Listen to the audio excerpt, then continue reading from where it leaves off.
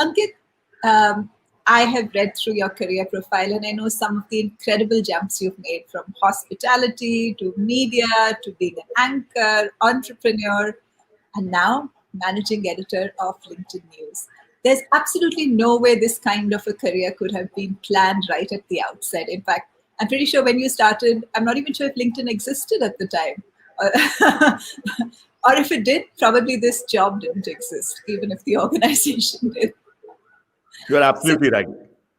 so could you share a little bit about, just a little bit about your career journey for all those who don't know, and maybe a little bit of insight into how you made some of these jumps across very, very different kinds of industries and very, very different kinds of roles.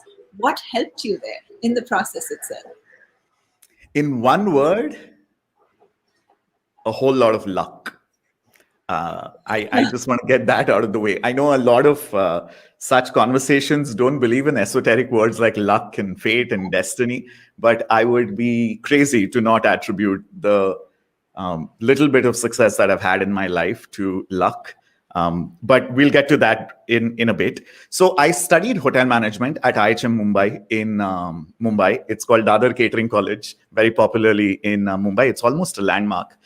Growing up, completely clueless, didn't really know what I wanted to do. Compare that to I have an identically twin brother, Ankush. Compare that to Ankush, who was absolutely clear about what he wanted to do in his life after school. He was really interested in science. I scored decent marks in 10th board. So as is the case in any middle-class Maharashtrian family in Mumbai, they're like, great, you scored great marks. So of course, you have to study science or commerce. Obviously, nobody's even going to consider arts, right? Because way back in 1998, it was sort of considered a taboo for a kid to do arts. Meant, oh my God, this person's either slightly slow, not interested, or good in academics. So that was the context over there. So went ahead, did 11th and 12th, which in Mumbai and Maharashtra is also considered college, junior college, FC, JC. And I don't know why, but I ended up doing PCM and B. So we were like, let's go all in. Physics, chemistry, maths, and bio. How can I make it worse for me? Only to realize that I don't like any of these subjects. And oh my God, I was struggling through JC. So my only criteria for any graduate course was I don't want anything to do with PCMB in it.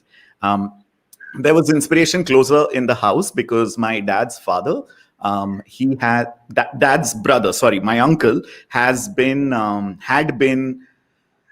a hospitality person for close to 2 decades. So he had spent almost 20 years in the Taj group of hotels. My father never wanted anything to do with a corporate job. He was just like, oh my God, I don't understand how people do this. He was always an entrepreneur, ever since he was independent, etc. And I wasn't really interested in real estate or entrepreneurship with him because I just couldn't, make head or tail of it. So hospitality was the inspiration, went and studied at IHM Mumbai, 3 years of that, learned incredible amount of stuff about food and beverage. And come to think of it, growing up, we've all loved food in the house. 2 boys in the house. We've always assisted mom in the kitchen making puri bhaji or besan laddus. Or Holi is coming up, making puran puri, katachi amti. So food has been a big center of growing up. And so this was building on top of that. So, my love for food and knowledge of beverage, that was incredible.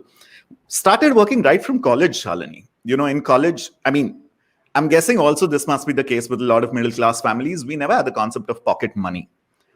There was no concept of pocket money. If you needed something, you just went to your parents and said, hey, can you buy this for me?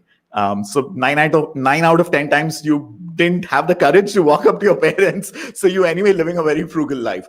But it's in hotel management that for the first time I started getting my own cash. So as students, we used to go to these 5-star hotel banquet functions and private parties at the Piramals and the Ambanis and, all these incredible industrial houses, the Jindals.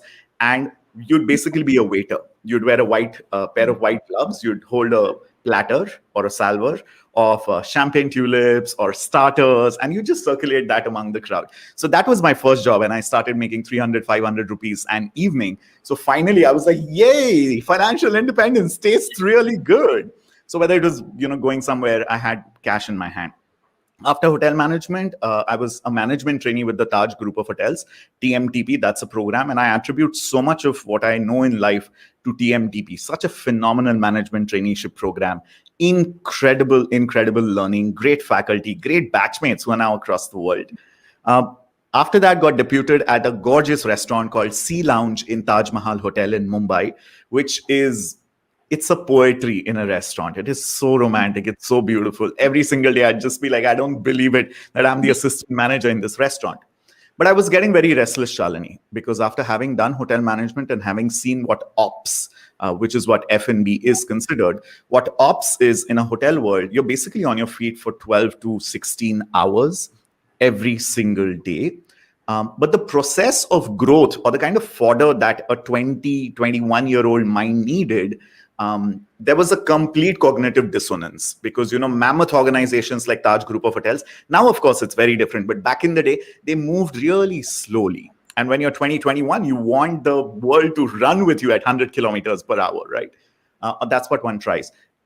Meanwhile, somewhere in the middle of all of that, I started maintaining a personal blog because I was fond of writing. Love of languages comes from my mother and love of debates, etc. comes from father. So was always fond of writing, started blogging, happened to share that blog with a couple of journalists who had come to Taj for a wine and cheese evening. Happened to share it with them, got extremely promising and positive feedback from them.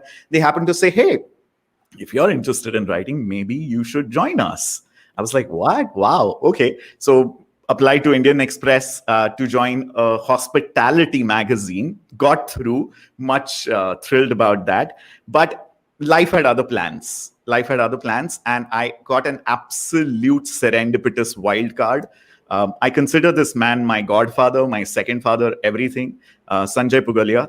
He was then the managing editor of CNBC Awaaz, a brand new Hindi business channel based on CNBC TV 18, which is the English business channel. And this was only a 6-month-old newsroom.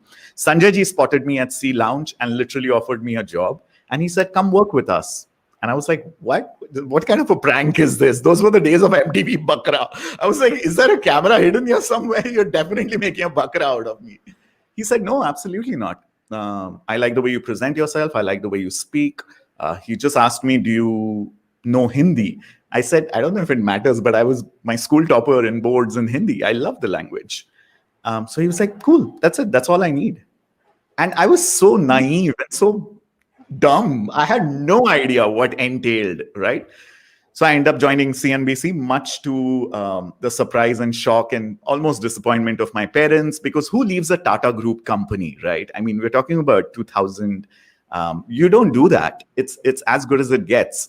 To join a brand new media television channel, a news channel with zero background in anything to do with that. But like I said, Sanjay ji saw something in me which I did not know existed. My parents did not know existed, which is why I owe my entire professional life and journey to him. And within 6 months, Shalini, one thing led to the other. Right place, right time. I was always a person putting my hand up for anything that needed to be done, which was new, because I was so hungry to gain all possible knowledge in the newsroom. And people were so kind and generous. Shweta Khanna, my boss, she opened up her pitara of experience and everything. It was literally like getting a crash course of a 3-year media or journalism college in a matter of months, 5 or 6 months. And within 6 months, I was hosting my own half-hour shows on television.